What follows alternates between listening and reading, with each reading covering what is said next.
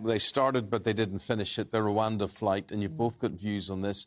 David, we go to you first of all. Your take, front lawyers, page. Hey? Off well, lawyers, Times. you know, I don't approve of lawyers, you know, like the rhinoceros, thick-skinned, short-sighted, always ready to charge, you know. But basically, what we've got here, and the Times, European judges block deportations to Rwanda, Telegraph, European judges halt migrant flight to Rwanda. We have 3 courts in this country, each one of whom, to my astonishment, agreed with this. Now, the European Court of Human Rights has blocked it. Now, I spent quite a lot of time when I was in government studying the European Court of Human Rights, and I was passionately against it right from the start. I even visited it, where they wandered in with their robes on, looking like the town council of Clochemerle. Who remembers Clochemerle these days? Anyway, what I don't understand is why this was obeyed. I am insistent that they didn't have to obey this, because the European Court of Human Rights, that what they say does not have direct application in law in this country. My understanding, and I may have got this wrong, is that it triggered another wave of last-minute interventions. I don't know if that's correct, but I think it was the sort of straw that broke the camel's back. But it's so fascinating that you think we should have just ignored the ECHR. And certainly our inbox is just, how can we, in post-Brexit Britain, still be beholden to Well, that's the point. And although it's not an EU thing, it's a Council of Europe thing, no, I was virulently opposed to it, because in the old days, and I suppose there's still some of them left, the ECHR consisted of a lot of civil servants from communist regimes who then suddenly sat in judgment over the human rights in this country. And I have to tell you, it's a terrible thing. It was never intended to deal with countries like us. What it was intended to do was to ensure that other countries didn't slip back into some kind of Nazism, you know, fanaticism. It was never... But it's really a classic, clever idea that, like a boomerang, comes back and hits you in the mush. And it does, by acknowledging it, it gives Europe a lot of power, morally and intellectually, I suppose, as well. And we talk about the protocol amendments that have been going on this week. Surely that emboldens Europe to challenge those. Of course, and that's why either they admit that they decided to show respect. Always a bad idea, showing respect. But they decided they would show respect for the ECHR, that they don't really feel any. Or they should say, we didn't have to do this, because otherwise I think we're in... Yeah, what's the point of having a Supreme Court? When here's a question for you. Yes, exactly. Yes. He got it. Okay. When is the Supreme Court not supreme? It's a joke. Yeah. Claire, you go to the Guardian take on this one. Well, yeah, and there's this breed now of this alternative opposition. Alternative opposition being extra actors, really, in the legitimacy of all of this. And it's the Prince of Wales, it's the Archbishop of Canterbury, and celebrities.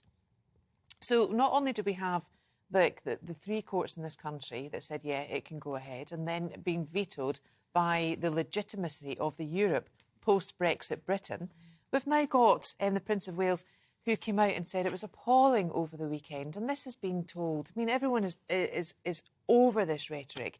And it was a soundbite from Clarence House that was admitted and fortified. But the thing that gets me is the Prince of Wales is going out to Kigali, the capital of Rwanda, next week as a Commonwealth head. So I think it's very political. It's obviously politicised, and everyone is just jumping on a bandwagon here. And I think if the French were actually doing their job, we wouldn't actually be in this position, because we are paying France money to keep the border safe at Calais. Yes, you agree, no? Funnily enough, do you think this will they did, and they've just pocketed the money and done nothing about maybe it. bought a few new boats to send them over here. Yeah. So now we've got this rise of this woke left elite who are saying, you know, it's disastrous, it's catastrophic, it's against all human notion of human rights, and we keep hearing human rights. You know, I know you're a big churchgoer. Yeah. But do you not look towards something like the state religion, the Church of England, to give some sort of moral guidance on this? There you go, Claire. Your conscience has been pricked. Well, you need to watch your lexical choice here, girl.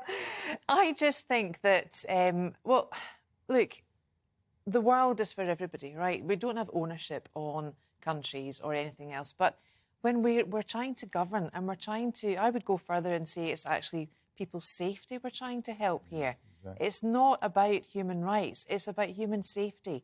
And we've got the business model of human trafficking.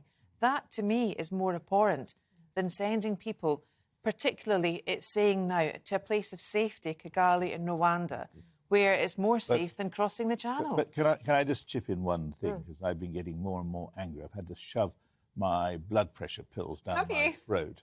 I mean, I'm eating them like sweets. I think the inbox implies half the nation shares your views. I'm eating them like sweets. Because, you see, the thing is, this whole business about asylum law, the idea is someone is under threat in a country, so they flee to another country, and that country is supposed to then look after them. What they're not supposed to do, and there's no legitimacy to it, is you leave a country where maybe, because there's a lot of lies told about this, maybe you're under threat. Then you travel through a number of perfectly safe countries in order to arrive at the country that you want to be at in the first place. At risk of sending your blood pressure through the roof even further, if we were to say, right, the first country is the only place that these migrants are allowed to go, places like Greece or perhaps Spain, Hungary, whether it's south of France, they'd be completely overwhelmed. Is it not civilised to share that out? Especially if countries, if these migrants have links with these countries, they speak the language, they perhaps... I mean, the Greeks suffer enough from British tourism, don't they? But that's just the alternate argument. But I also think, let me have another go. Go on then. OK. Hopping into a boat and coming across to Britain is a way of queue jumping, because we need labour. We need people to come to this country. It's terrible to see the shortage of skills that there are around. But should people be allowed to get up the queue simply by turning up? This is where we come to it. I'm a lawyer, a proven lawyer, as Peter Cook once said, a proven lawyer. But I tell you what, I think it's outrageous that lawyers are taking taxpayers' money to keep these people in this country. Because one thing, but then again, Priti Patel should have sorted this out. If people arrive uninvited in that way, they shouldn't have access to the British legal system. But these are highly motivated people, aren't they? That people who want to work, want to earn. Yes, but David's making a point there. This is a money-making industry. There are a lot of advisors attached to this, which he's touching upon, whether they're lawyers or whether they're... I don't know, goodness me, how big the circle is. But there's a lot of people making cash out of this. There's a lot of people making cash out of this, and the lawyers predominantly are the ones that are doing it. But the lawyers would say they are doing their job because they have they are guided under the rule of law. But you see, I think that's what concentration camp guards used to say. We're doing our job. But I think, as far as lawyers are concerned, well, the lawyers don't have the power to do it. I just think that there are plenty of lawyers who not only have some knowledge of the law, but who also are politically motivated, and I think there's a lot of that about David raised the point, and I raised this earlier with a lawyer, which is, why didn't we simply just ignore what the European Court of Human Rights said on all of this? Welcome to the GB News YouTube channel. You can watch us live 24 hours a day, catch up on your favourite shows, and join in the conversation in the comments below. Don't forget to subscribe and you'll never miss any of our exclusive content.